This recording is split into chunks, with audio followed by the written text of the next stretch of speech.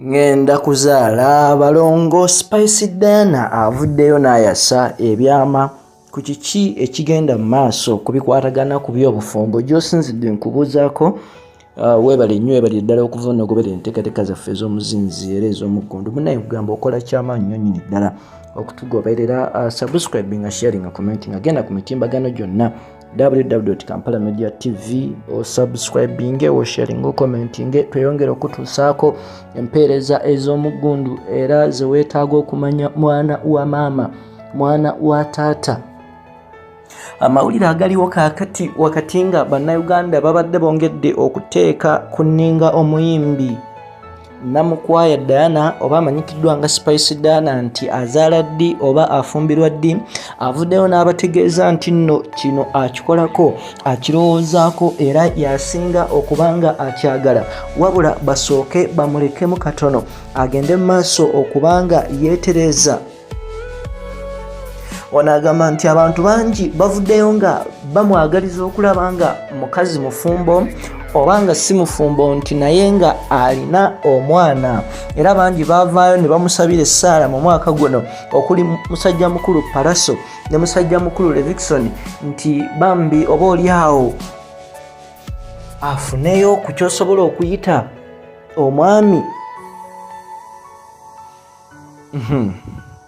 Spice Dana agamba nti okusinziira ye ku byakuzaalaba wakati nga ye eyakula ne gw'osobola okuyita single mother tasobola kgenda mu maaso kubanga apapira ebintu bino eby'obufumbo.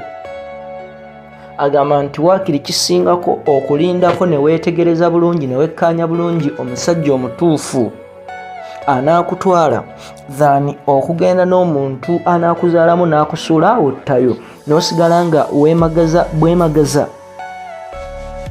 Ono ayongeddeko n'agamba nti mu kaseera kano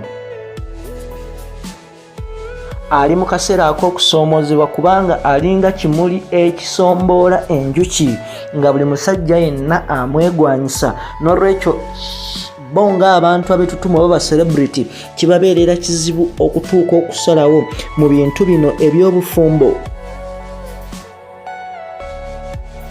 wabula ono era kinogaanyiza n'agamba nti kituufu ddala si mbeerera kubanga kizibu okupredictinga oba okuvaayo n'ogamba nti ono yagenda mu maaso okubanga yeekulubeeseza ne Spice Dana newankubadde mwana mulenzi David Lutalo luli ku lonchi ye yalabikako ng'alinga agenda mu maaso okubanga amwegwanyiza, naye ate bassebo ne bannyabo jjukira nti bano bonna ba celebrity. N'olwekyo celebrity ne celebrity kiba kizibu nnyo ebiseera ebisinga okugamba nti nno beewase. Oteekeddwa okukimanya Abaganda bagamba nti ez'enkanankana n'ebisiki tezaaka. Wabula ono ategeezezza nga bw'alina ekirooto eky'okufuuka Nnaalongo era n'ategeeza bannansi okumusabira nti wanaayingira obufumbo bw'ati abeere mu maaso, agende mu maaso okubanga akubawo abalongo kubanga bye bimu ku bintu by'awulira nga yeegomba okulaba mu bulamu bwe. Ensonga bwe zito bwe ziri, tukyayongera okukolera okufeffetta. Kakati gwe kola ekintu kimu, subscribing, sharing, commenting. Tweyongera okukuwa enteekateeka ez'omuzinzi era ez'omuggundu gy'osinzidde mwana wa maama, mwana wa taata. Yenze Ssemaganda Moses Swap lwa Kampala Media TV, yino gy'osinzidde.